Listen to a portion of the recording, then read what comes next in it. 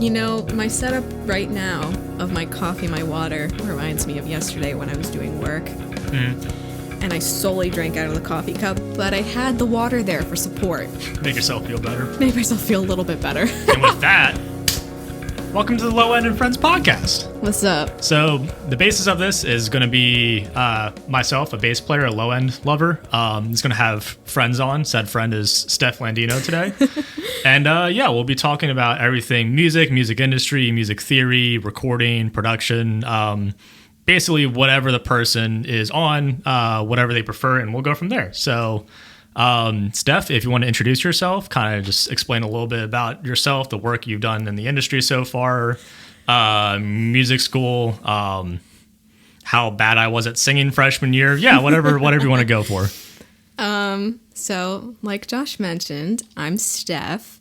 I graduated with Josh, but I have the music management concentration, even though I did all the production classes and stuff too, just for some extra knowledge. Right now, I'm kind of working a part-time gig, but I've been doing a lot of networking. I went to a lot of like virtual conferences over the summer, which was really great. And I was able to connect with executives and like recent college graduates, current college students. So now I also volunteer for a nonprofit called Music Managers Forum. And basically I'm just doing a lot of research for them because they're revamping their whole nonprofit to make it more inclusive for all music managers of all genres and whatnot. So I'm really excited that I kind of got in with them a little early with their new president. And I'm excited for the new projects that I'm working with them. So it's a little bit about me. I met you. I'm not going to let this go. I met you first day of freshman year. And me being my antisocial self because I was going through it with my anxiety. And I feel like Josh could tell because he's like, that one. Yeah, I was definitely the extrovert that I'm like, this introvert's mine. This is my friend, and just hook you in. It's like when every Ravenclaw claims a Hufflepuff type thing. I know Peyton would know this more. Yeah. But I was that person that was like awkwardly sitting there. I was like one of the first people there. And Josh sat down next to me and just goes, "Hi." And I was like, "Hey, what's up?" And he was like, "So what's your major?" Like, blah, blah, blah. Because this was when we were still mixed in with like performance majors and music ed majors too. And I said, "Oh, I'm like music." This was when it was called music business technology. And go to MBT or MBNT if you're the Dr. Houlihan. And then he's like, "Oh, well, what's your voice? Like, are you a vocal major? What instrument do you play?" I was like, "Oh, well, I'm majoring in voice right now." And you immediately say, "Perfect. I can't sing, so I'm sitting next to you for the rest of the year." So I literally had him, who was making me more extroverted, while I also made him more vocally inclined at the same time. I feel like that was an easy trade-off. Yeah, no, it was a good, like, that started our friendship of like, yeah, you give and you take at the same time. Oh, yeah, it's all a balance. Yeah, so that was freshman year in 2016, and then we both graduated with a new degree.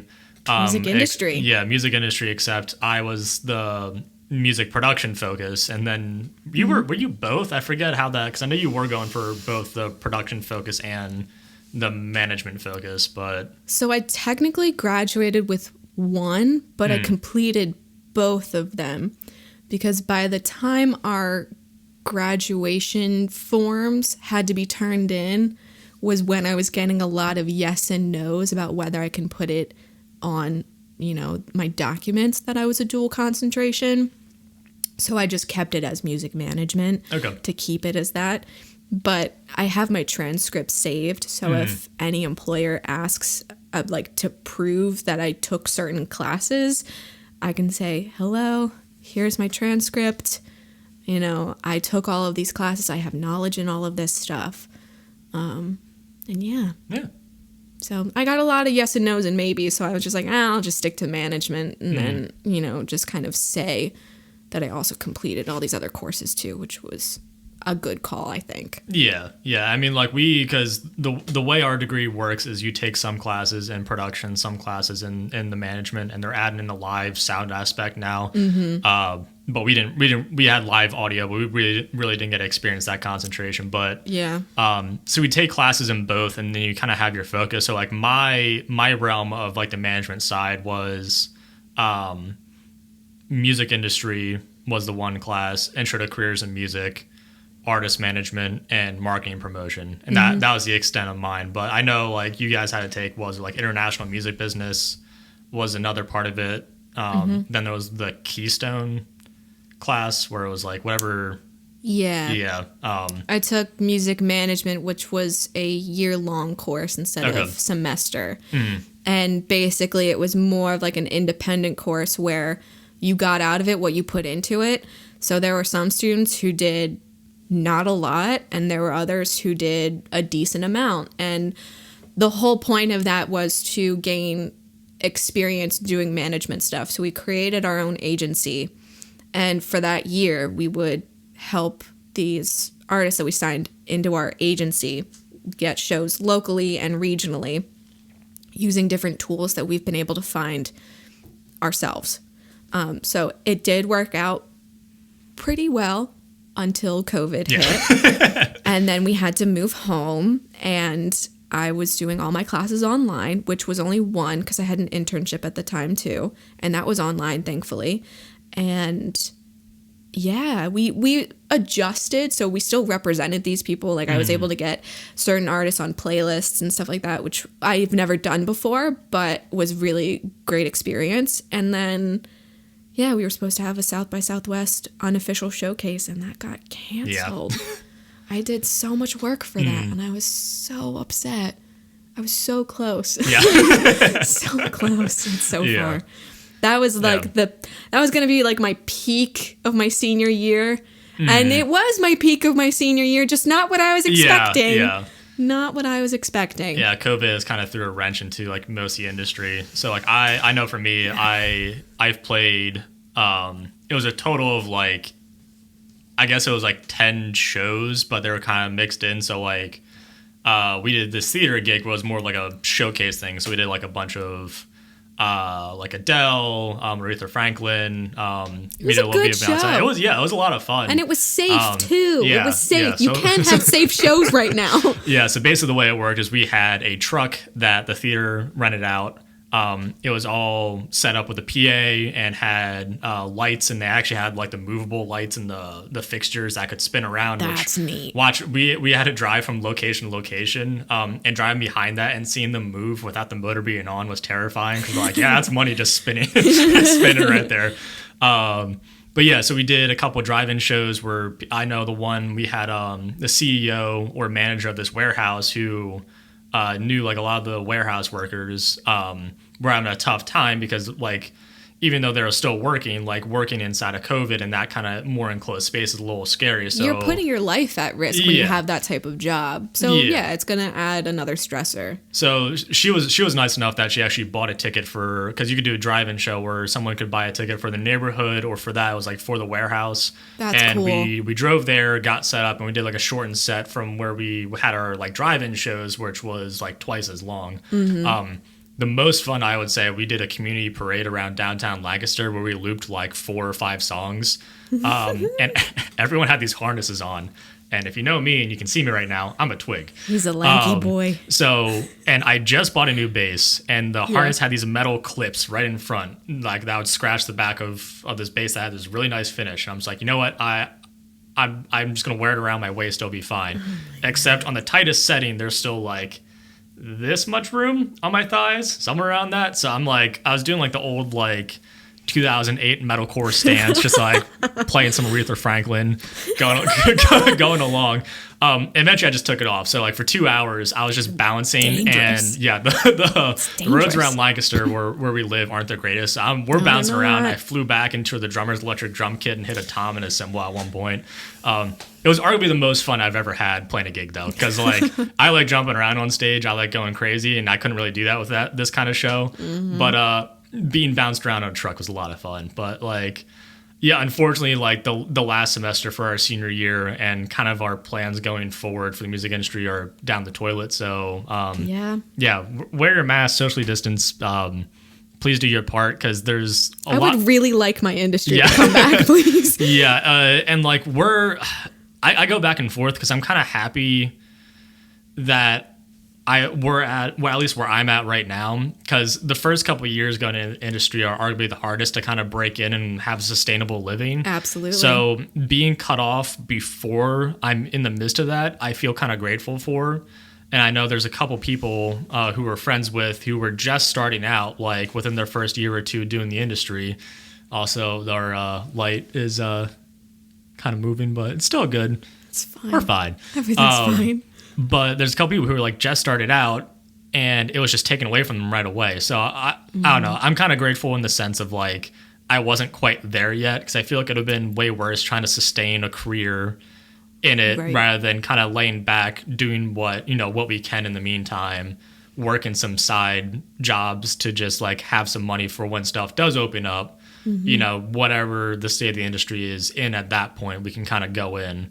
Try our best with it, but something that I've talked about with a handful of people, some of them, older, being more solidified in their careers, and other people like a few years into their career. And this is not music related, but it does relate to the like just being in any sort of industry. The first one in is the first one out. And I think that's definitely like the scariest mindset to have, where you really have to put in the effort to prove that you deserve to be there.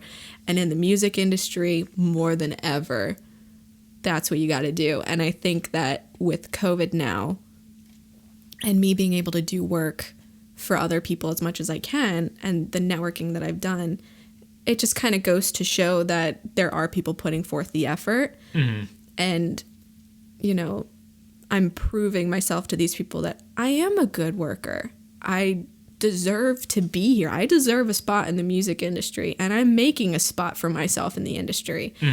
Is it how I expected? Absolutely not. Global pandemic? Yeah, definitely.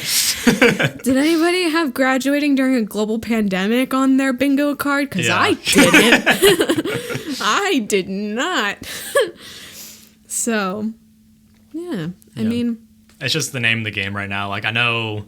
Yeah. And it's a little different, like, because, and we can kind of go over this, like, my dream career would be touring as a session musician in, like, the progressive instrumental scene, either in, like, progressive rock, progressive metal. Which I know you'd kill it in. And, like, that's what I want to do. And then also working as a session engineer as well. For all my prog fans, if you know Simon Grove, I basically want Simon Grove's career. Because he's pretty much the epitome of, he does the engineering stuff, he does the production stuff, and then he goes out on tour and he has, a sustainable living and seems to do pretty well.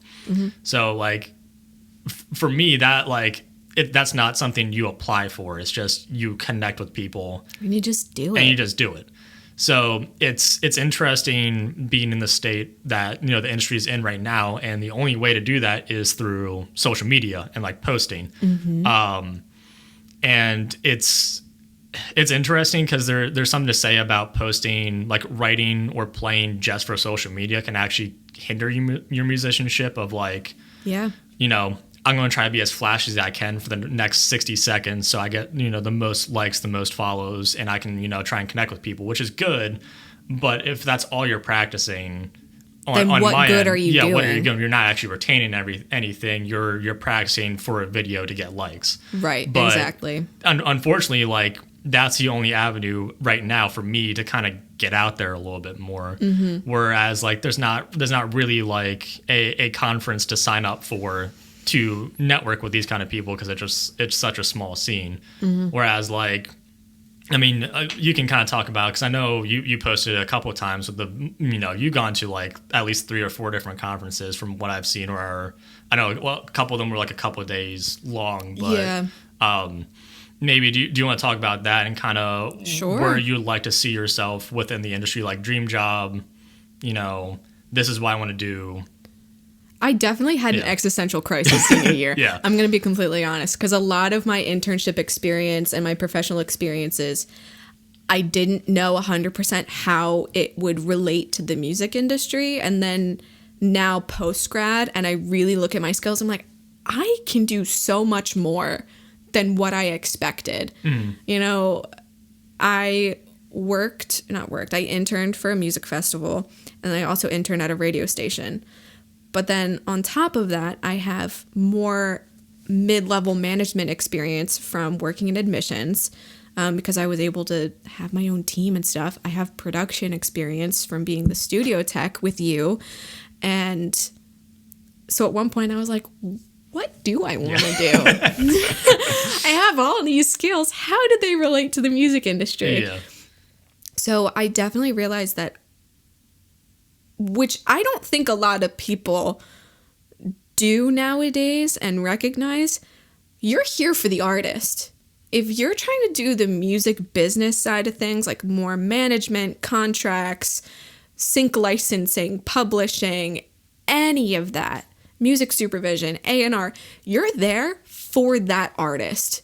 You're supporting their career and making it better for them. You're taking a stressor like social media management or, you know, some sort of analysis off of their shoulders so that they can focus on the more creative stuff. And I think the, you know, TLDR type version of it is, I just want to support an artist in some way, shape, or form. The more complex way of saying it is, I would really like to either work at an agency or a management company. That's kind of one route that I would take. But that's more live entertainment based. And that's not really a thing right now. I've also found that I really enjoy understanding copyright and publishing and how that relates to the songwriter's ownership. So that's also another path that I can take. And with some of these conferences that I've been a part of, they talk about a lot of that stuff. There was a free conference called Downtown Summer School. And if you don't know what Downtown is a music holdings company. It's a publishing company. They have a few companies beneath them. It's kind of like if you have a record label, like some of the big three labels have record labels underneath them. That's what Downtown does, but in terms of publishing. Okay. So they had a lot of their employees come on and talk about global publishing and how that relates to the music industry. What representing an artist within A&R through a publishing company is like, how that's different from other things. And I had an idea of that kind of stuff, but I really, really enjoyed learning it. And part of me really wants to also see if I can pursue a career in that, even though not necessarily the things that I've done in college 100% relate to it. I did a lot of research on copyright in college. That was my senior project. It was really interesting to me, but I wasn't wholeheartedly 100% dedicated to it. I did some other stuff too. But it would be cool to have some experience in that. So those are the two that I'm really looking forward to in the next couple of months, I think. I hope. So, yeah, I definitely had a existential crisis at one point, and I had an oh no moment to stay PG. But yeah, those are like the two where I would love to be a part of. So yeah, no, and like you're definitely like, I know like for me, like when I graduated, I kind of just like, you know what, I'm taking this time to like try and save up some money. And you're one of the few people that I saw who was actively, I'm applying for as many jobs as possible. If I find it, I apply for it. I know you just messaged us in our one group chat. You're like, hey, I applied for something overseas. Don't know if that's going to happen or not, but worth a shot. It totally didn't. But yeah, that kind of mentality of like just grasping at everything you can and just seeing what you can get out of it is definitely, there's something to say about that of like, whatever you think your career is going to end up being inside of the music industry, 99% of the time it's not going to be that. It's not going to be the first thing you want to do, but you can you can have that as like a like stepping stone of, this is where I'm at right now. You reevaluate, you know, do I want to continue this path? Do I want to try to do something different? But once you have that like placeholder of, this is what I'm doing right now, I feel like that's a good way to kind of go off. And that seems like I mean, what a lot of us that just graduated, that's kind of what we're aiming for, is that first door to go into and be like, all right, what other doors can I open from here and see how that goes. At this point, I'm trying to climb through a window. Yeah, I'm trying to break in. Okay, well, not that. But if somebody wants to like crack open a window for me, that'd be great. Yeah. That'd be perfect. So do you want to, I know you said, you kind of talked about your internship experience a little bit between the radio station and Sure. What was the other one? The other internship that I had, I was a sophomore. I was so young when I had this internship. I was the performing arts intern at Arts Quest, which does Music Fest up in Bethlehem. It's a 12-day festival. It is nonstop. And that's what I did for a whole summer. Now, like, comparing between the two, did you see any skills overlap between the two, or Excel? That 100%. Being able to import data and the organization skills that you need to have for both of them was insane. Because I made a mistake, which is okay to do during your internships. It's a learning experience. Definitely. I made a mistake where I printed out, there was like stage plot sheets. Every stage, there's like 10 plus stages. And I had to mark down every single day who was performing at what time, what hour, from the times of like noon until probably like 10:30 or 11 o'clock at night. It was one of those things where it went from like in the early afternoon to like probably 11:30 to midnight some nights. And I had to take stage plot papers and put them in for every single day, every single hour. Definitely like the grunt work kind of stuff was in that totally, to make a festival possible. It was totally the grunt work. It totally was. And I was an unpaid intern, and it's a scam, by the way. Being an unpaid intern is a scam. And I worked my butt off. I managed to get a scholarship too to help fund it so I could have gas money for the summer.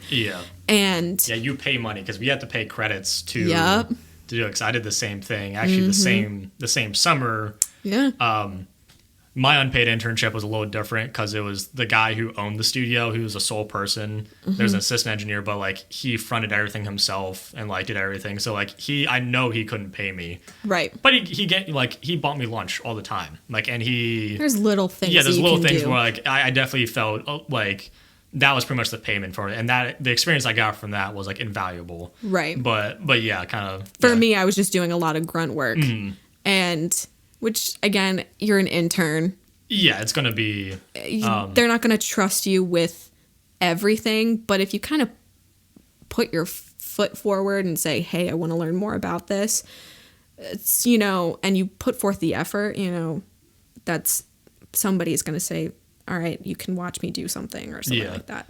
I was in a weird spot where like my guy, he's like, people stuck their necks out from me to do it.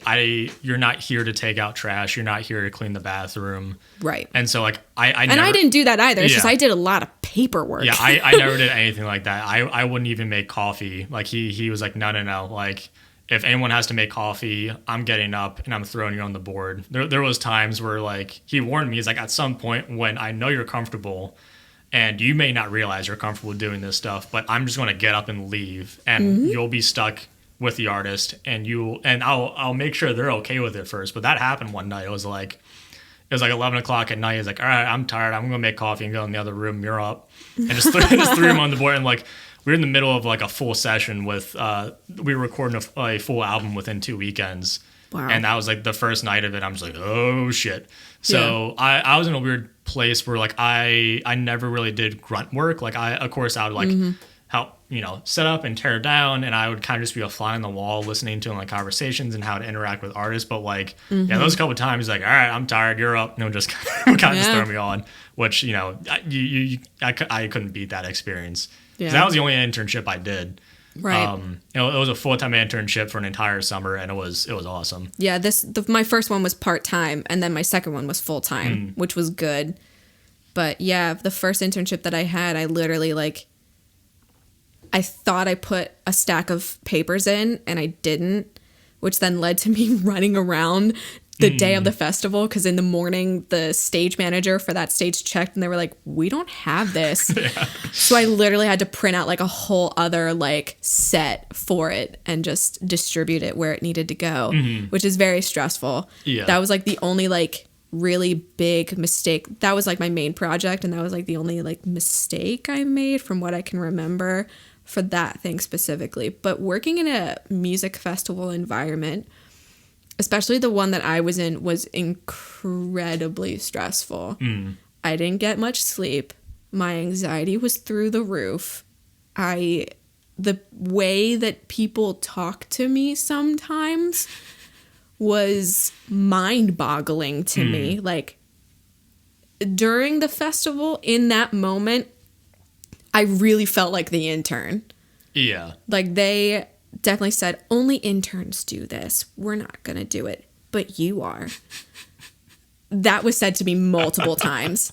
And I got a lot of hospitality experience out of it too, which helped later on after that summer, because I did hospitality for Festival, which was a lot of work. But I had the experience, and I watched other people do hospitality stuff.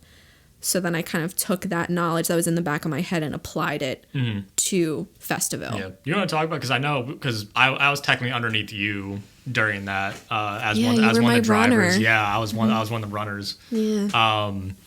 And yeah, because that was interesting. Because I definitely had zero stance in the leadership position of the hospitality. Now it's basically just all right, just tell me what you need me to do, and I'll we'll go for it. But you're definitely the one who coordinated all of it, that whole thing with spoilers, Young the Giant. Yeah. And that was in 2019. Yeah, that was yeah. Do you want to talk about how that was interacting, because they had two managers? They did. How that was interacting with both of them? With both of them. Definitely the bigger picture lessons you took from that, and kind of just looking back, if there's anything you would have changed about how maybe anything on your end. So maybe not so much the things that were out of your control, but some things you personally would have tried to do differently, barring anyone else not. Because I know there was a couple issues that came up, but those were from other people, and that was kind of out of your control. Yeah. So I would guess more so what you personally would do differently. But yeah, if you want to just talk about that a little bit. Absolutely. So yeah, I was voted into the executive board for Marauder Music Productions, and which is a club. It's a club at Millersville, and I think they changed their name recently to be more inclusive of everything music industry related. Because I know that was a big thing. Hey everyone, this is Josh. During editing, I realized that the video cut out. So if you're watching this on YouTube, I apologize. Please enjoy this logo that my good friend Lance made of our show. Within it was trying to add more of that, which is good. That's I awesome. Support it. I love it. Yeah. But there were some changes from when we had started college, where the spring concerts basically took on a more student-based role more than anything. So instead of having a lot of admin support and guidance, it was all students. And honestly, if there was anything that I could change from that, it's that I had more help from admin, because there were so many moments where I was the only college student in a meeting with all of these, administrators and people from different departments at the university. And they all just kind of looked at me and they're like, well, why didn't you know this? And I was like, well, why didn't anybody tell me? It's it's not my fault. It's not my fault. Yeah. I didn't know I had to do this because nobody's helping me on this. I'm getting no guidance whatsoever. I'm just figuring out on my own. And if this was a legit just venue, point blank period, if it was just a venue and I needed to do it, I would have been able to do that job perfectly. But because of all the hoops that I had to jump through, with the administration. Yeah, within like at a university, it's much different than just different. A straight up just like hospitality. It's hospitality plus you're going between all these different parties within the university. I had to interact with the tour managers. So there was 2 of them that I had to mostly interact with. I only interact with, I believe it was April the most, because she was the manager who dealt with more of the hospitality stuff. And then I had to deal with all of the catering. I had to negotiate the contract because I couldn't fulfill certain parts of the contract just simply because of the what we have to offer at the university. We didn't have the space for certain things. This was not your traditional venue. It's a college campus. Yeah. It's a gym. So it's a gym. Yeah. So there were certain things where certain requests within the hospitality writer that I just said, we can't offer this simply because we are a university. One of them, also a great example, alcohol. We are a safe use campus. So that basically meant certain events had alcohol offered if you were at like one of our performing arts centers, but we didn't inherently like, have alcohol out everywhere. Yeah, I believe that was like through catering. Like Yes. catering is the only entity inside like the university that could have done that. Yeah. So it would have been out of their budget to do any of that. So that was something. And also we were under 21 at that point. Or no, we couldn't have alcohol on us on campus or anything like that. And they tried to do an alcohol run, and I had to politely decline multiple times. Yeah. So again, they just wanted it for their hotel room. They knew that it was a college campus. They couldn't have it there. So they wanted it for their hotel room. I was like, I'm sorry, I can't do that. Yeah. It was just a lot of work on my own, basically. What I did was I looked through the contract and I said, what do I need? What can I 100% I know that I can provide? What are things that I know that I definitely can't provide? And what are things that I got to figure out? And I went from there. I made a budget for myself. I negotiated with the tour managers. I discussed it with the catering people and like other staff members on campus about what people needed. And it was very hard trying to be professional in that moment because everybody saw me as a college student. They didn't see me as somebody planning a concert. They didn't see me as somebody who was running a committee and doing hospitality management for this event. They saw me as a college student. Yeah, they're like, you're a junior in college who's doing all this. So it's just like the amount of respect I had just to the ground. Yeah, the bar was so low. Which says something because like you're dealing with that on top of everything else. I was a full-time student. I was taking I think 16 credits at the time. I had 2 part-time jobs and I was planning that event. Yeah. My stress level was through the roof. Yeah. But it was a great that day went so well. Yeah, no, that was awesome. I had little to no issues. I was running around like a chicken with its head cut off, though, because I was so nervous that something was going to go wrong. Yeah. And nothing for my section went wrong. Yeah. Things did go wrong, but it wasn't my fault. And that just happens. Like, that's just exactly the name of the game is just, as Andrew, who was the head of all the tech, said, it's a matter of putting out little fires everywhere so you don't have, it doesn't just all crash and burn. Because there were plenty of them. Yeah, and that's just how it is. That's any event. But like I know from my end, because I was one of the runners, like because I barely saw the behind the scenes. The only thing I ever was in the room for with you was we did a workshop on how you were going through the contract. And that I remember that's one thing we did talk about was like the restrictions from being a college campus. Yep. So like for my end, like my interaction with the band, the crew, and the tour managers was just like, hi, I'm your driver. Whatever you guys need me to do. So like I know at one point me and the other driver, we had to go out and get socks because the drummer forgot his socks. Yeah. And apple cider vinegar pills. for I don't know what they do, but yeah, it was just for some vitamin purpose. But yeah, so I was literally like, and they would just give us an envelope full of money and like, all right, go at it. So we're just driving around in this 15-passenger van, just the two of us. Oh my god, those vans! I slept in one of those. That was awesome because I had a break. You're welcome. Yeah, the next morning, I think I had to go back and forth between the airport and the hotel. Yep. 3 or 4 different times, and during the first and second one I had a little extra time, so I'm like, you know what, I'm gonna sleep at this and see what happens. And yeah, I just slept in a giant parking lot by their hotel, and yeah, that was that. But if I can give any advice to somebody who is interested in doing anything live entertainment related, obviously with some restrictions right now, but later on down the line, if there's any advice that I can give, do stuff as much as you can on campus, because that stuff is very invaluable. Like as much as there were things that I wish that I could have changed about my experiences through that, of course, working with admin was very difficult and challenging at times.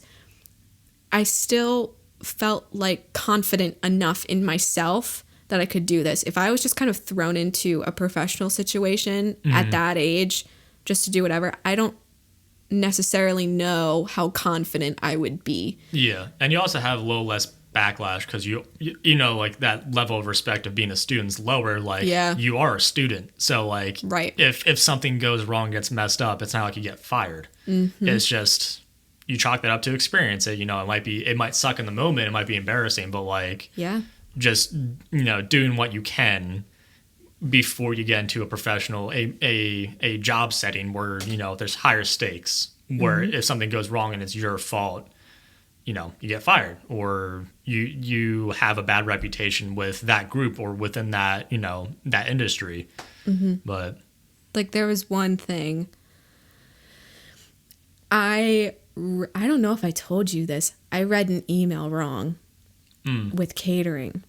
And I didn't know that I had to go through another entity to like get certain things done, like curtains and stuff like that put up. And I didn't get a contact at all.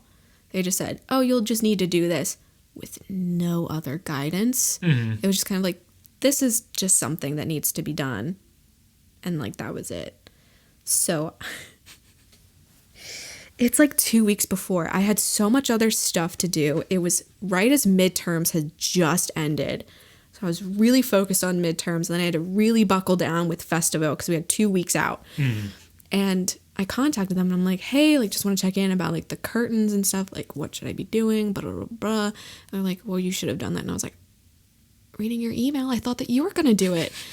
And there's I remember this. Yeah. Yeah. I think I cried for a hot minute because I just got beat up through the phone from someone at the that works at the university. Yeah. They just yelled and yelled and yelled.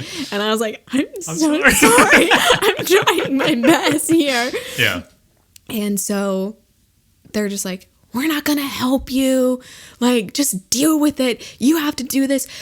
We told you that we're just catering. And I was like, I know. I forgot. Like, I'm sorry. Yeah. And they're like, so what are you going to do about it now? And I was like, I'll just figure it out. And that was it. And they're like, what? And I was like, I will figure it out. So I talked to somebody else and I'm like, listen, I had a really bad experience. Who should I, with catering just now? Who do I talk to? And they sent me a contact. I reached out to them. Then they sent me back to the same person that I contacted previously. And then I was going in circles and they're just like, no, you should be talking to this person. You should be talking to this person. And then I ended up just calling them. And I was like, what should I be doing right now? I want this done and this done. What should I be doing right now? And of course, that goes from 2 weeks out to like a week and a half to a week out. And I'm trying to chase down all these people and nobody's giving me a straight answer. So then I'm finally talking to the right person and they're like, yeah, I mean, we could do that, but we're already doing this one event, and I don't think my guys will like it if I make them do more work. Mm-hmm. And I was like, okay. And I just get a response saying, excuse me? So you don't need any help anymore? And they're like, but don't you need curtains? And I'm like, yeah. And they're just like, how are you gonna do that? I just said, I'll figure it out, and you're just gonna have to deal with it. Yeah, didn't you just get curtains?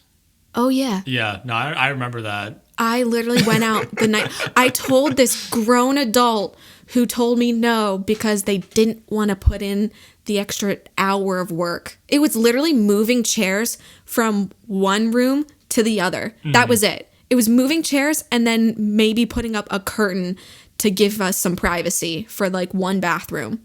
And they told me no. So I just said, I'm going to figure it out myself and you're going to like it. And they're just like, so you're sure you don't need any help then? Like they triple checked with me after I said that. And they're like, you're positive you don't need any help? And I was like, well, you're not going to give it to me. So no, I don't need any help. I can just do it myself. I went out to Walmart. I got curtains. I got the really strong like rope. I don't even know what it's called. Yeah, I don't know. I mean, these were the black curtains that were outside the room. Yeah. Yeah, because remember, like, one of the things I had to do was just stand there and then make sure, because nobody walked through. And you know, it also goes to say, like, if you see a bunch of black curtains and, don't walk through a sign that says privacy, don't go in. It's not that hard. But so I got, I think it was like nylon or whatever it's called, like rope. It wasn't really bungee cords or anything. I got a ton of that. And then I got command hook strips. And I put the command hook strips on the wall, put the rope, and I wrapped it around the command hook strips, put the curtains through the rope, and I let it sit there.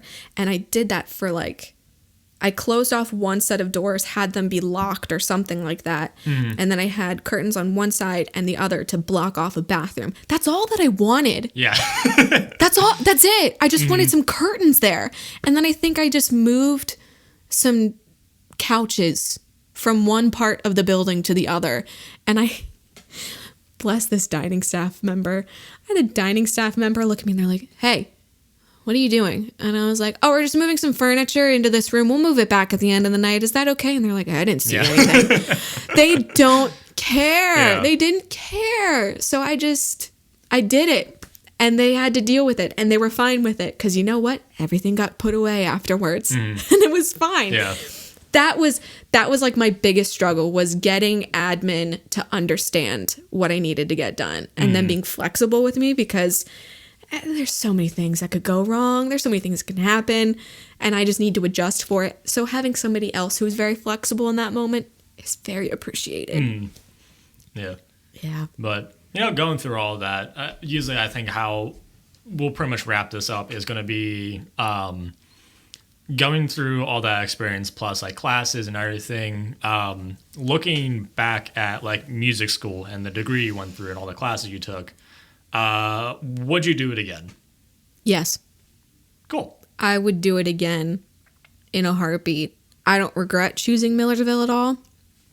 I feel like this is also not an ad for Millersville. Yeah, it's not. It's just an honest, This is like genuinely how I feel. Yeah. I don't regret going to Millersville at all. I don't regret the program that I chose. The only thing that I do wish is that I went at a different time, because the struggle of it transitioning from the BA to the BS. And it was just really hard understanding what I needed to do requirement-wise for a little bit. There were moments where I thought I could graduate early, and then moments where I thought I was going to possibly graduate late because, and by late meaning not in 4 years. Yeah. Like, you can graduate and finish your college degree whenever you want. It was just a matter of me finishing from 2016. Oh, excuse me. I almost burped. Oops. Let it rip. No. It was a matter of me starting in August of 2016 and finishing in May of 2020.